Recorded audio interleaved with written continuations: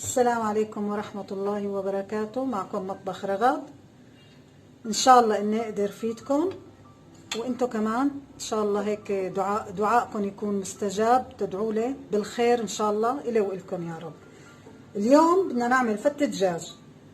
هاي فتة الدجاج أكلة معروفة بسوريا، وأكتر شيء حمصني بمدينة حمص هي مشهورة فيها، يعني فتة دجاج، فتة مقادق، فتة سختورة، أي نوع من أنواع فتة مقدوس، كل شيء بينعمل فيه عنا فتات. أنا طبعا حمصية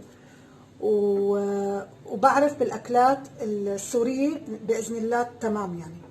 المهم عنا هلأ هون فتة دجاج. أول شيء طبخت أنا كاسة رز، طبختها وجهزتها مشان ما ضيق خلقكم بالفيديو وطول عليكم، فأنا كله جهزته وحطيته على الطاولة مشان ما تضيق خلقكم مني. كاسة رز، عندي كيلو فخاد مسلوق، نظفته وجهزته ونظفته من العظم. عندي هون كيلو لبن، هذا كيلو اللبن، يا اما اذا بتحبوا كيلو لبن البان او كيلو لبن عربي. طبعا نحن سوريا مشهوره بالعربي، هذا لبن العربي. نحن عندنا هلا انا ما توفر عندي غير البان فحطيت البان، او بالمصري بيقولوا له الزبادي. نجي كمان لهون عندنا مرقه الدجاج اللي سلقت فيها نفسها، سلقت فيها الفخاد كمان، احتفظت فيها مشان بدي اطبق فيها الوصفه. بعدين عندنا خبز مقلي، خبز مقلي كمان هذا الخبز. عندك خبز مثلا كام رغيف زادوا مثلا على العشاء، ما بنكبهم طبعا، بنقطعه وبنقليه وبنحتفظ فيه بالبراد مشان نستعمله باي وصفه كان.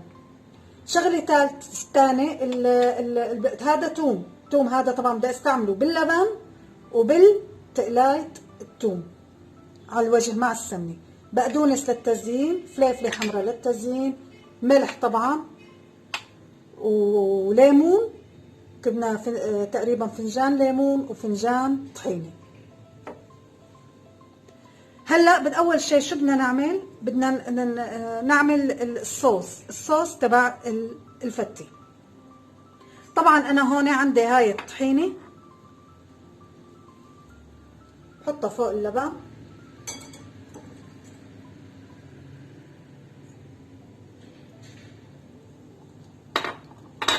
الليمون،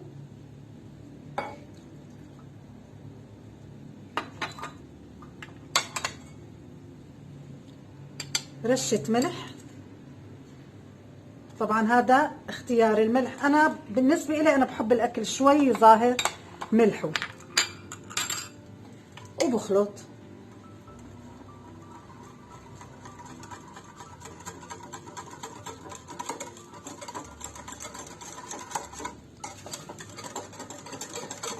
طبعا بتم تخلطي لحتى يصير معك صوص سميك. بالاضافه للثوم، بنحط ثوم، بنخلي قسم للتقلاي وقسم بنحطه بالفتة. وانا طبعا بحب الثوم يكون كمان ظاهر مثل الملح، بيعطي نكهه كتير طيبه للاكل.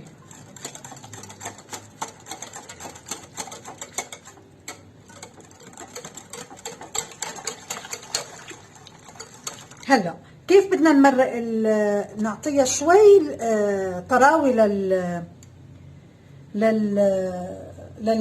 للصوص. شو بدي اعمل؟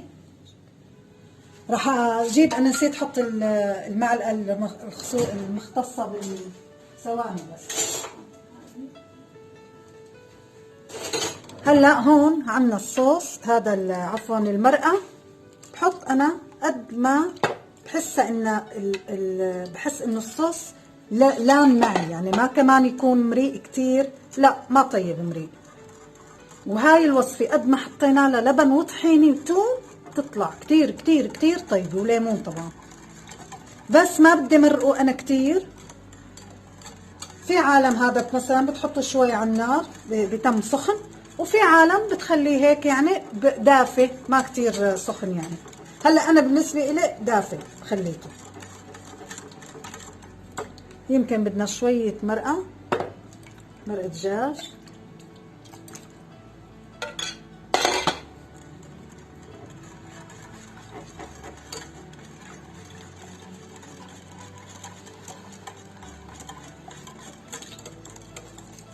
بس هاي هي تقريبا خلصت طبختنا. هلا هون عنا هذا الخبز المقلي. شو بعمل انا؟ عندي الرز، طبعا قلت لكم اني انا طابخته من شوي وجهزته بالصحن صحن التقديم. هلا بناخذ شوي قسم من الخبز المقلي. في عالم ما بتقلي، في عالم بتحمصه بالفرن هذا الخبز، يعني في عالم بتقول لك افضل انه ما يكون مقلي، انه محمص بالفرن اخف للمعده يعني، بس ما بعرف انا بحبه مقلي. هلا انا هيك طبعا بخلي شوي على الوجه مشان يقرمش اكثر معنا الخبز. هلا باخذ قسم من هالصلصه هاي وبحطها بحطها على اللبن، على الرز والخبز. طبعا هاي اذا زادت انا ما بكبها تاني يوم. شو بعمل؟ بجيب برد شوية لبن وشوية طحينة وشوية ليمون وشوية توم، وبرد بعمل صوص جديد، وفوق الصحن اللي زايد من قبل بيوم بحطهم كلهم، بحطهم بالفرن، بتطلع كأنك هلا عاملتيها.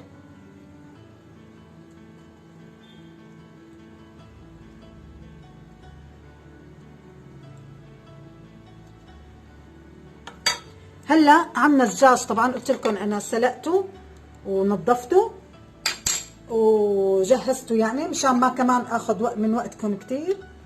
بفرده فوق قد ما بتقدر بتحط دجاج. ما بحب اولادك الدجاج كتير فيك تخففي، يعني انا بفضل اولادي انه يكون ما كتير عليه دجاج. هذا بحبه شوي يبين اللبن والخبز. هلا انا بدي اترككم شوي مشان بس بدي اروح قلي توم، وبعد الفاصل برجع لكم. هلا انا رجعت لكم وحطيت، قلت لكم انا بدي اجهز السمنه والثوم مشان اقلي الوجه. فهلا رجعت معكم. هلا شو عملت انا؟ بستنى السمنه لحتى تذوب، بس تذوب السمنه بحط الثوم.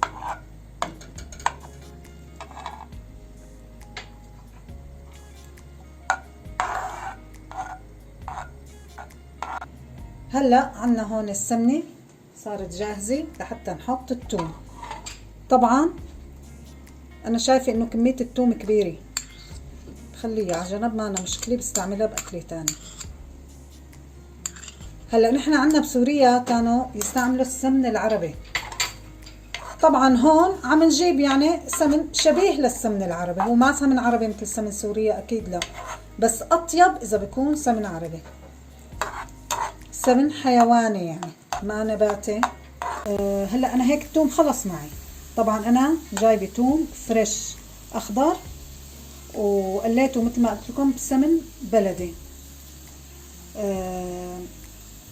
في عالم تحط ثوم هذا انا ما بحب كل شيء يكون الفريش، اي نوع خضره تكون بايانا وبوقتها اطيب واذكى. هلا انا عندي هون الثوم بوزعه فوق الفتة. طبعا بحاول اني اوزعه بشكل متساوي على الصحن.